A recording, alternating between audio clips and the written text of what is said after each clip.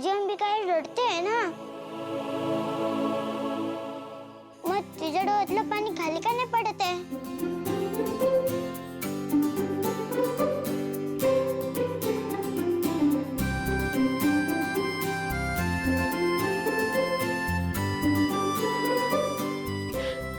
मीरा, थांब, मी आहे ना.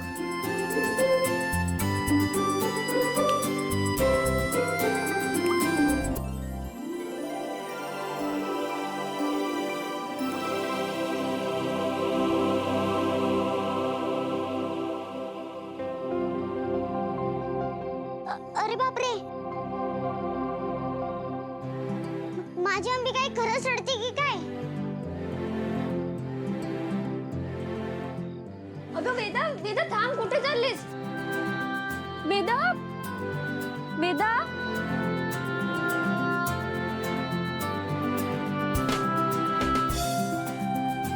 का? अगं बाळा, कुठे चाललीस? वेदा. अथर्व, तू अख्खी रात्र जरी जागा राहिलास ना तरी काही उपयोग नाही. नको वाट बघूस. नाही येणार वेदा. मला तर वाटते की मीराने वेदाला झोपवलं असेल आणि स्वतःही झोपली असेल. मला कळत नाही, तू त्या मुलीवर विश्वास कसा ठेवू शकतोस? देवळात जायला सुद्धा मीराने वेदाला जबरदस्तीने तयार केलं होतं.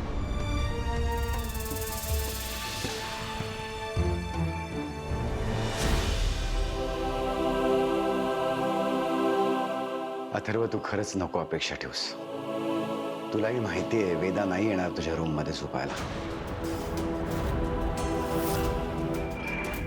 हे बघ अथर्व, आम्हा सगळ्यांचीच तळमळ फक्त तुझ्यासाठी चालली. तुला त्रास होऊ नये एवढंच आम्हाला वाटतं. तू नको विश्वास ठेवूस त्या मीरावर. वेदा नाही येणार बाळा. ऐक माझा, झोपून जा.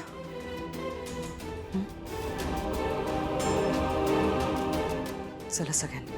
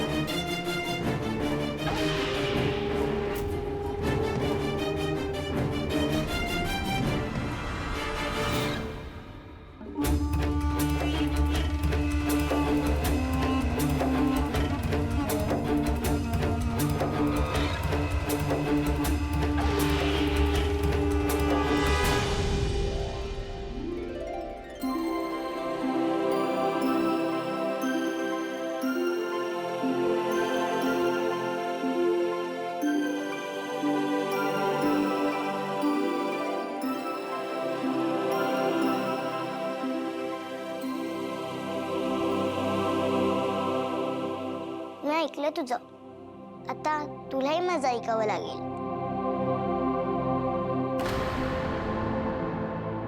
इथे थांबून मला एक गोष्ट सांग. मी एकटी नाही राहणार इथे. तुला पण माझ्यासोबत थांबावं लागेल.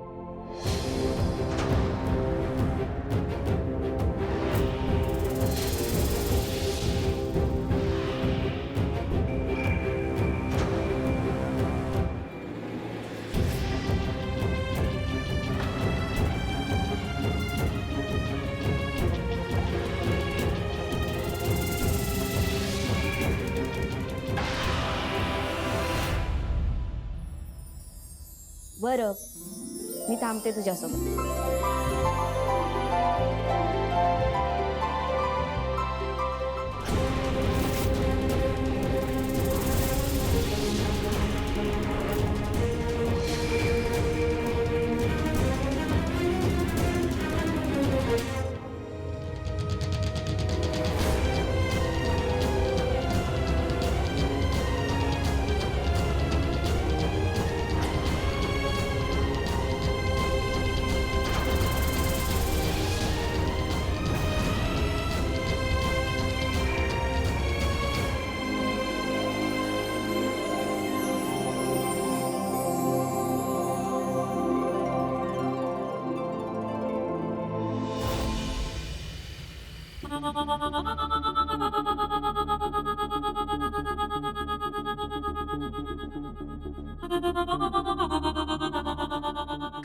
मंजिरी, इतकी वर्ष तुझ्या घरावर राज्य केलंस, सगळ्यांना आपल्या मुठीत ठेवलंस आणि ती गावाकडची मीरा तुला वरचढ ठरली, तुला हरवते ती.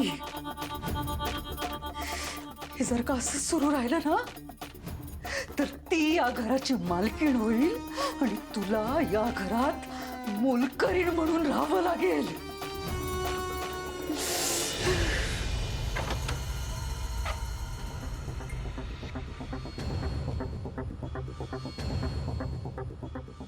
मंजिरी, तू पाहिलंस ना मीराने आज काय चमत्कार केला ते. जी वेदा अथर्वच्या समोर सुद्धा थांबायला तयार नव्हती, ती आज त्याच्या रूम मध्ये झोपायला तयार झाली, केवळ मीरामुळे. पाहिली मी, तिथेच होते ना मी. हो. मंजिरी, मी खरं तर गोंधळून गेलोय. कुठली मीरा खरी आहे? अथर्वचा विश्वासघात करणारी मीरा खरी आहे का वेदामध्ये इतके चांगले बदल घडवणारी मीरा खरी?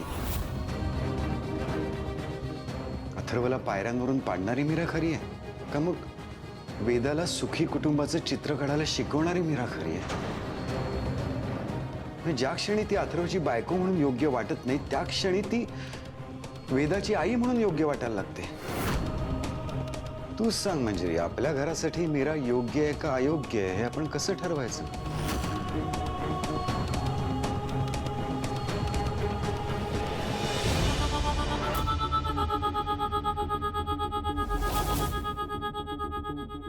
मग तो लाकूड तोड्या नदीवर गेला आणि वेदा झाडावर चढून फांदी तोडत असताना ना त्याची कुऱ्हाडच पाण्यात पडली, नदीमध्ये पडली. मग काय, तो तर रडायला लागला. वेदा, मग त्या नदीतून एक देवी आली आणि ती काय म्हणाली माहितीये लाकूड तोडायला? ती म्हणाली, तू रडू नकोस, तुला काय पाहिजे ते सांग. लाकूड तोड्याने काय मागितलं माहिती देवीकडे? लाकूड तोड्या म्हणाला, देवी मला ना असं वरदान दे, मी ज्या गोष्टीला हात लावेन ती गोष्ट सोन्याची झाली पाहिजे.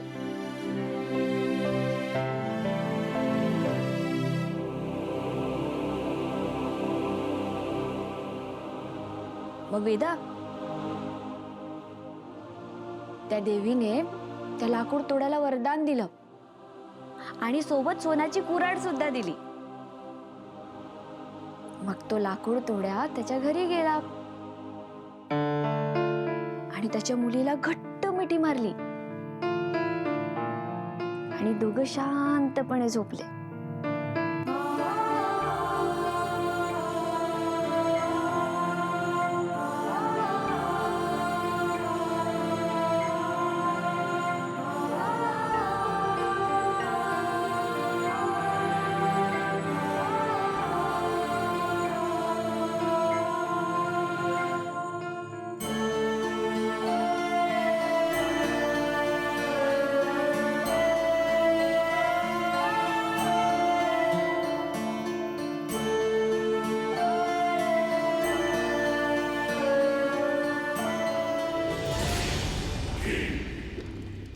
मार्जारी, मला मंदिराची पायरी सुद्धा चढता आली नाही हातापायाला चटके बसत होते, लाही लाही होत होती अंगाची, वेदना असह्य झाल्या होत्या आणि तू नुसतं बघत होतीस.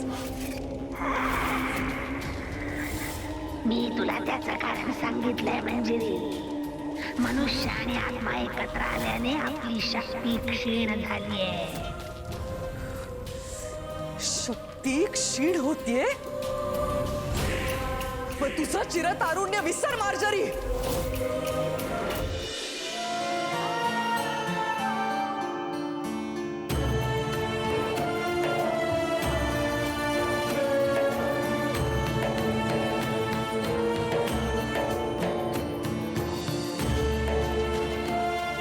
अहो तुम्ही आता का कुल्फी घेऊन आलात? वेदा झोपलीये. ही कुल्फी वेदासाठी नाही, तुझ्यासाठी आहे.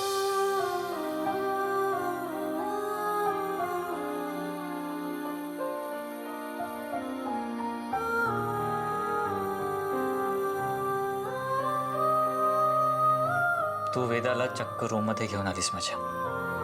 ही कुल्फी त्यासाठी. थँक्यू.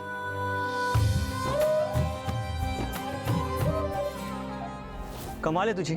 मी तुला सांगतोय की वेदाला कुल्फी देत जाऊ नकोस, उलट तू मलाच ऑफर करतेस.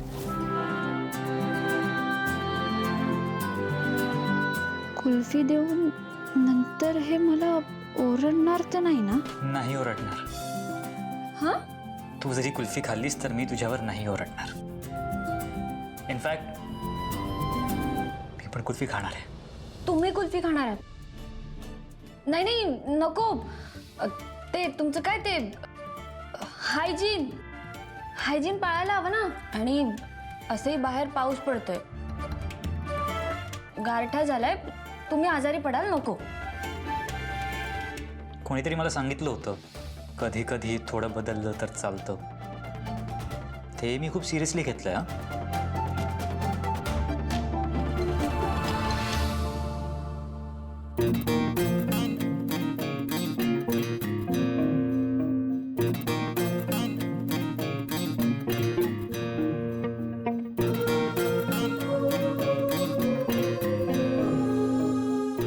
तू गोष्ट खूप छान सांगतेस. हा, पण कसं आहे ना, वेदाला आता कळतं. सो त्या गोष्टींमध्ये थोडंसं लॉजिक असेल ना तरी चालेल. कसं आहे ना, आपली वेदा अजून लहानच आहे आणि त्यामुळे ना तिने जादूच्या गोष्टींमध्येच रमायला हवं. आपण सुद्धा अशाच गोष्टी ऐकत मोठे झालोय ना. आता ही कुल्फीच बघा ना, थोड्या वेळाने वितळून जाईल. लहानपण पण अगदी तसंच असतं, हळूहळू संपून जातं. म्हणून मला असं वाटतं ना की आपण आपल्या वेदाला खूप छान छान आठवणी दिल्या पाहिजे. कधी कधी बालिश वाटते, पण खरं तर आहे स्मार्ट.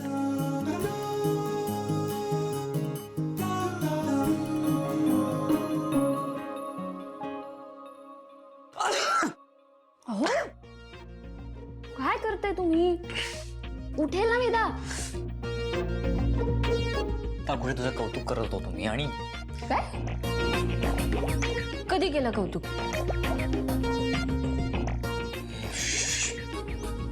आरामात बोल, नाहीतर माझ्या शिंकेने नाही तर तुझ्या आवाजाने ती उठे. आता तुम्ही माझ्यावर ढकलू नका. आई आई द्या इथे ती कुल्फी. अगं, काय? तिला झोपवा झाली. कुल्फी कुल्फी काय करत बसल्या? कधी वेदाला झोपवा. जा. झोपवतोय. झोपवतोय.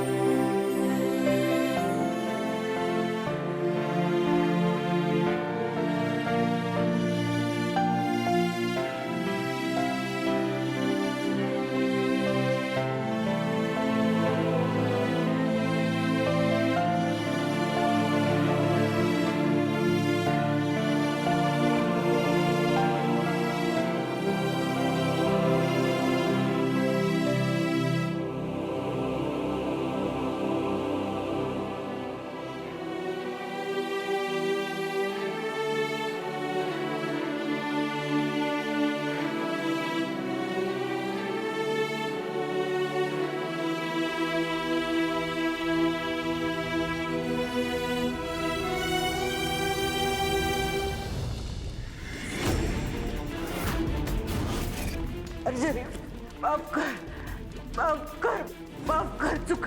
चुकले मी मार्जरी. माफ कर, चुकला मार्जरी.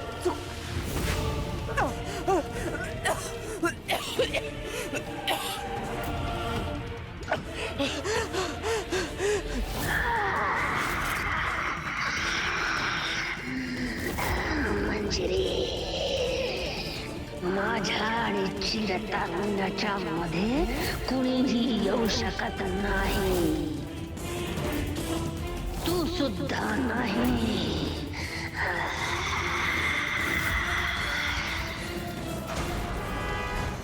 माफ कर मार्जरी. मार्जरी, त्या मीराला घरातलं कोणीच संपवू शकलं नाहीये. तिचं मरण आता तुलाच लिहावं लागेल. ती डोईजड झाली मार्जरी. ते मी करेनच, पण आता आपल्याला संयमानं घ्यावं लागेल. मनुष्य आणि आत्म्याला देवी महागौरीचा आशीर्वाद आहे. तेव्हा तुर्तास त्यांना संपवणं शक्य नाही. आपण काय नुसतं पाहत राहायचं का? मंजिरी, तुर्तास आपल्याला एकमेकींवर विश्वास ठेवावा लागेल. मनुष्य आणि आत्म्याची जोडी तोडायची असेल तर आपली जोडी सुरक्षित राहायला हवी.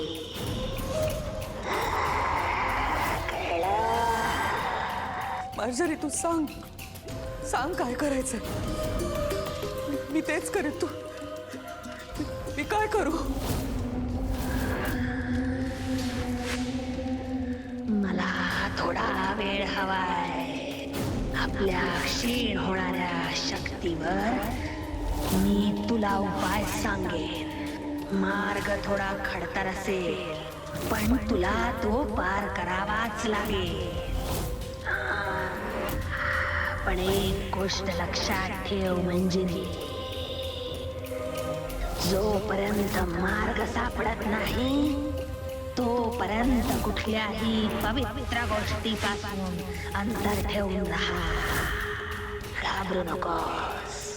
मी तुला उपाय सांगेन.